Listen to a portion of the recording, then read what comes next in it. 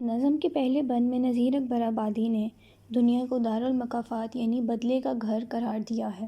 ان کا کہنا ہے کہ اس میں کوئی شک نہیں کہ آخرت میں اعمال کا بدلہ ملے گا۔ اگر نیک اعمال ہوں گے تو جنت کا حقدار، اور اگر کسی کے برے ہوں گے تو اس کا ٹھکانہ جہنم ہوگا۔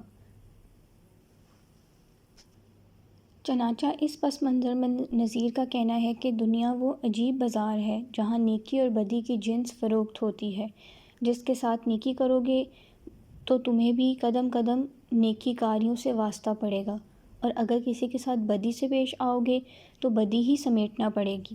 اگر کسی کو میوہ کھلاؤ گے تو میوہ ہی کھانے کو ملے گا، پھل پھول دو گے تو وہی کچھ لے لو گے۔ جس طرح اگر تم کسی کو آرام و سکون پہنچاؤ گے تو تمہیں بھی آرام اور سکون حاصل ہوگا۔ کیونکہ یہ دنیا کلجک نہیں بلکہ کرجک ہے، یہاں سودا نقد چلتا ہے، ایک ہاتھ سے دو دوسرے ہاتھ سے لے لو۔ اس بند میں نذیر کا انسان کو مخاطب کر کے کہنا ہے کہ اگرچہ تم دن رات خوشی کے شادیانے بجاتے ہو اور سرخ پھول کی طرح پھولے رہتے ہو، لیکن یاد رکھو کہ تمہارے گرد و نواح میں زرد پھول بھی ہیں اور پھولوں کے ساتھ کانٹے بھی ہیں، لیکن وہ بھی اسی بہار و خزاں کے پرو درا ہیں جس میں تم ہنستے اور مسکراتے ہو اور کبھی غمگین نظر آتے ہو۔ اگر تم کسی کے لیے ہنسی کا سامان پیدا کرو گے تو تمہارا وقت بھی ہنستے مسکراتے ہی کٹے گا، اور اگر تم کسی کو کانٹا لگاؤ گے تو وہی کانٹا تیر بن کر تمہارے جسم میں بھی چبھے گا۔ نذیر کا مزید کہنا ہے کہ کسی کے گھر کو آگ مت لگا، کیونکہ وہی آگ تمہارے گھر میں بھی لگ سکتی ہے اور تمہیں بھی خاکستر کر سکتی ہے۔ آگ دوست دشمن کو نہیں پہچانتی۔ اگر تم یہ تصور کرو گے کہ آگ تمہیں خاک نہ کرے تو یہ تمہاری بھول ہے۔ چنانچہ تم پر لازم آتا ہے کہ دنیا میں پھونک پھونک کر قدم رکھو، کیونکہ یہ دنیا کلجک نہیں بلکہ کرجک ہے، یہاں ہر سودا نقد ملتا ہے۔ زیر نظر بند میں نذیر اکبر آبادی انسان کو مخاطب کر کے کہتے ہیں کہ یہ دنیا دارالمکافات ہے، ادھر عدلے کا بدلہ ضرور ملے گا۔ اگر کسی کے ساتھ شوخی شرارت کرو گے تو تمہارے ساتھ بھی وہی سلوک ہوگا، اور اگر کسی کے ساتھ مکر اور فریب کرو گے تو مت بھولو کہ اس کا شمار ہوگا، اور تمہارا کوئی قول اور کوئی فعل ہرگز نظر انداز نہ ہوگا۔ یہاں جیسا کرو گے ویسا ہی بھرو گے، تم جو بوؤ گے وہی کاٹو گے۔ یہ دنیا کلجک نہیں ہے بلکہ کرجک ہے، ایک ہاتھ سے دو دوسرے ہاتھ سے لے لو۔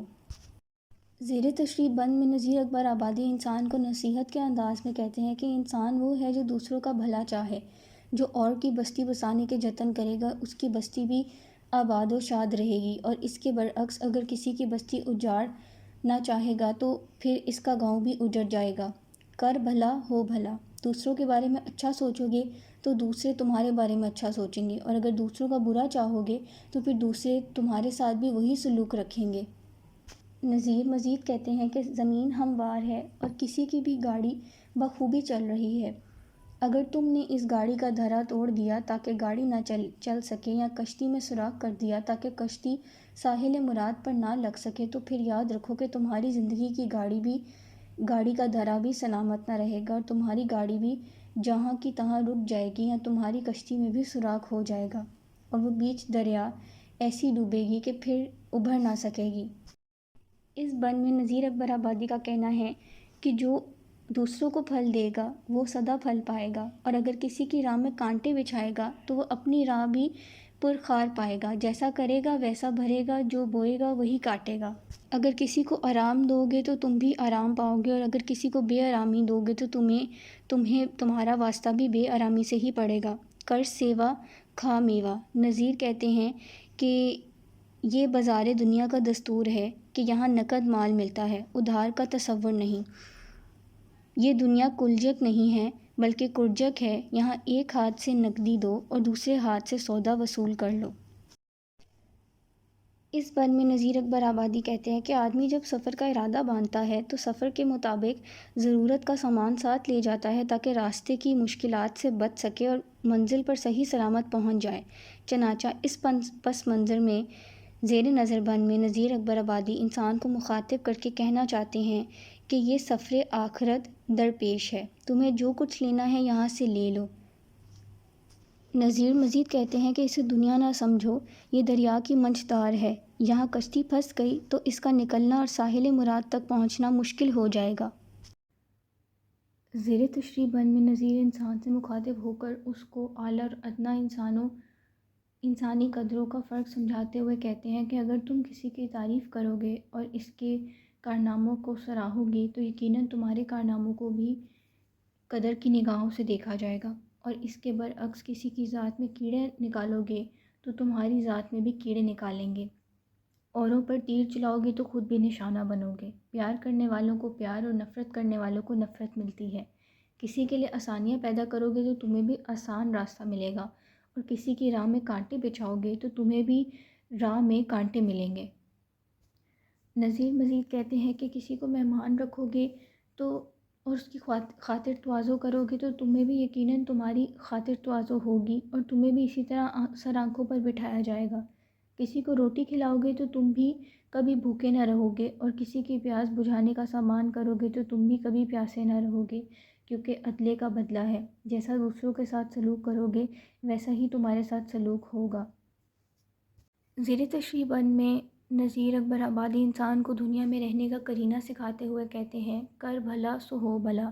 اگر تم کسی پر تہمت لگاؤ گے تو تم پر بھی تہمت لگائی جائے گی۔ اس طرح نذیر کا مزید کہنا ہے کہ اگر تم دوسروں کا جگر چھلنی کرو گے تو تمہارا جگر بھی اسی طور چھلنی ہوگا۔ مفہوم یہ ہے کہ کسی کو صدمہ پہنچاؤ گے تو پھر تمہیں بھی صدمہ سہنے کے لیے تیار رہنا ہوگا۔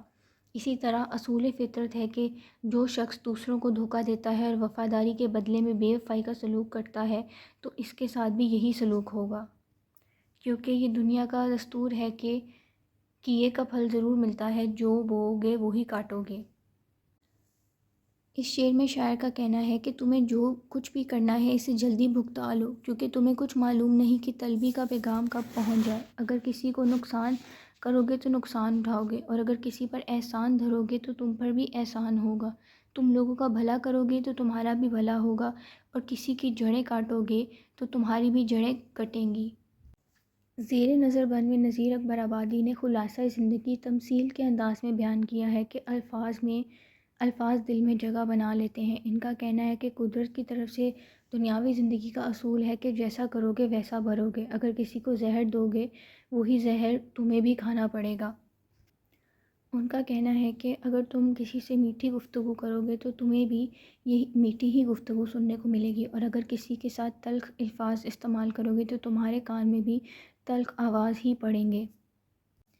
زیر نظر بند میں نذیر انسان سے مخاطب ہو کر کہتے ہیں اور اسے نصیحت کرتے ہیں کہ اس دنیا میں اس طرح رہو کہ تمہارے کسی قول و فعل سے کسی کا دل نہ دکھے۔ اکثر انسان اپنا نفع کرتے کرتے کسی دوسرے کا نقصان کر دیتا ہے، اور یہ اس کے لیے خسارے کا سودا ہے۔